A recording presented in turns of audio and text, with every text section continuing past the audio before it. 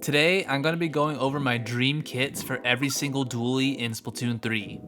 Now, some of you longtime viewers may recall that I actually made a video regarding this exact same topic around half a year ago.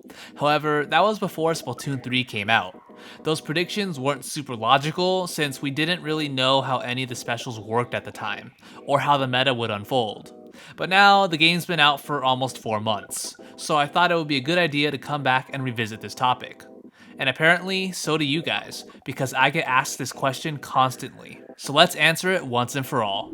As always, if you enjoy the video, please don't hesitate to like and subscribe.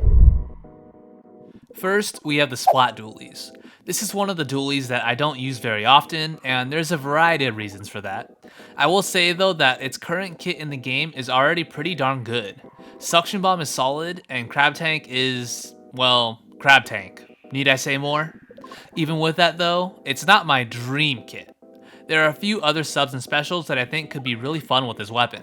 The sub that I want the most for the Splat Dualies definitely has to be Curling Bomb, which one of its variants did actually have in Splatoon 2. To be honest, Curling Bomb will be good on most of the aggressive dualies, but I personally think it has the best synergy with the Splat Dualies. It gives it great mobility options and quickly allows you to get from point A to point B. For the special, there are definitely a few options that could work here, but the one I'm going to go with is Inkjet. The reason being is just that this is the Inkjet weapon. When I think of Inkjet in Splatoon 2, this is always the weapon that comes to mind. It just works.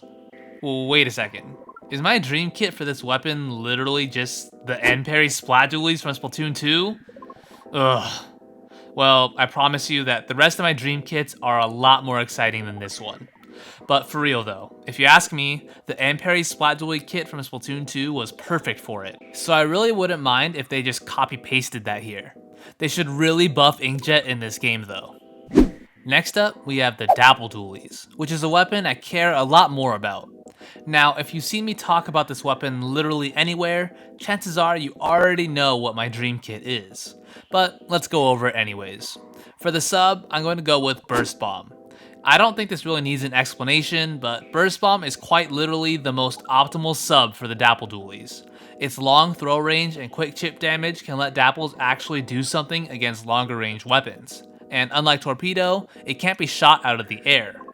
Now for the special, I've seen a lot of people have different choices for this, but nothing is going to persuade me away from Zipcaster.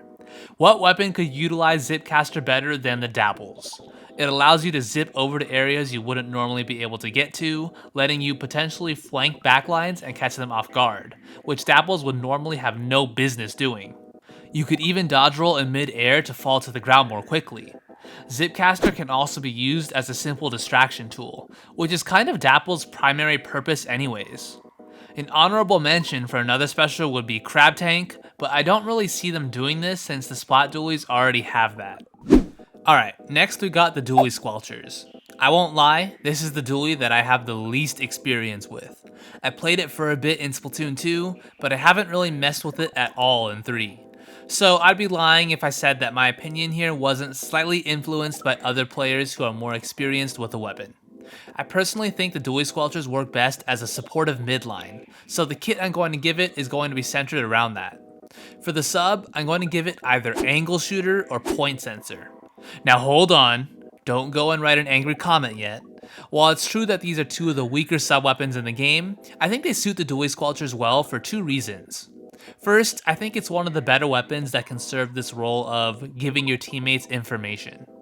As I said, I view it as a supportive midline. But the primary reason why I'm giving it these subs is because they don't take a lot of ink. Angle Shooter takes 40% of your ink tank, and Point Sensor takes 45%, respectively. Meanwhile, Dualie Squelchers as a main weapon is super ink hungry, with a single dodge roll taking up 8% of your ink tank. Take the current kit in the game with Splat Bomb for example. The main weapon eats up so much of your ink tank, you can barely even use the Splat Bomb in fights, which is what it's really good for. You can pretty much only use it in defensive positions. But with Point Sensor or Angle Shooter, this really wouldn't be much of a problem. I'm leaning slightly more towards Angle Shooter since I think the chip damage can work with the main weapon better, but Point Sensor will be fine also. For the special, I think I'm going to go with Ink Storm. This worked great on it in Splatoon 2, so I really don't see a reason to change much here. Just simply tossing it at the objective and giving your teammates more room to push up is extremely helpful. Our second to last dually to go over are the Gloogas. I love this weapon, mainly because it can be played a variety of different ways. It can be used aggressively, but it can also adopt a more defensive playstyle. The current kit that already exists in Splatoon 3 is pretty aggressive with Splash Wall and Booyah Bomb, so for my dream kit, I'm going to go a more defensive route. With a callback to the Tetra Dualies in Splatoon 2, my sub of choice is going to be Fizzy Bomb. Some may argue that this sub didn't have great synergy with the main weapon in the last game, but I kinda disagree. Yeah, it wasn't the best sub it could have had, but that already exists anyways with the Splash Wall kit. In terms of defensive subs, I don't think there can be anything better than Fizzy Bomb. It's great for walling enemies out and stalling, and it's also a great way to paint for special. Speaking of specials, the one I'm going to be going with is Big Bubbler. Again, sticking to a defensive kit, I can see this being quite interesting on Gloogas. I'm not 100% sure this will be top tier or anything, but I do think it could make for some interesting strategies with dodge rolling into your teammate and then immediately popping Bubbler. Plus, remember, Gloogas can be aggressive as well. You could simply pop Bubbler for yourself, dodge roll, then just straight up have a shield as you slay. It's sort of like another Splash Wall in a way. So, we're at the end. The final dually to discuss are the Tetra Dualies. You know, I'm really glad I'm making this video now, because this will hopefully answer the most frequently asked question that I receive in my YouTube comments, Discord, Twitter, whatever it may be.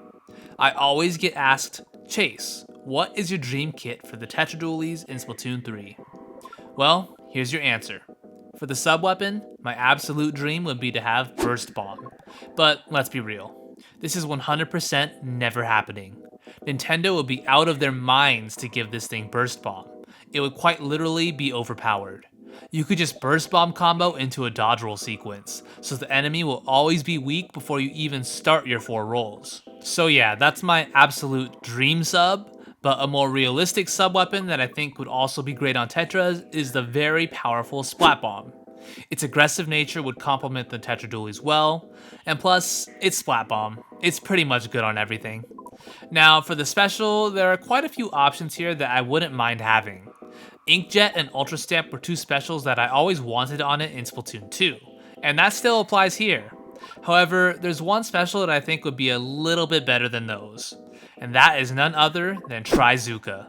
Trizooka is arguably the best offensive special in the game right now, besides Crab Tank of course, and it would allow Tetras to have a way of dealing with backlines. And honestly, I think its synergy with the main weapon would be unmatched. But I'm not going to get my hopes up about any of this, because we all know Nintendo hates Tetras with a burning passion. I'm absolutely ready for them to give the light Tetras Sprinkler and Inkstorm.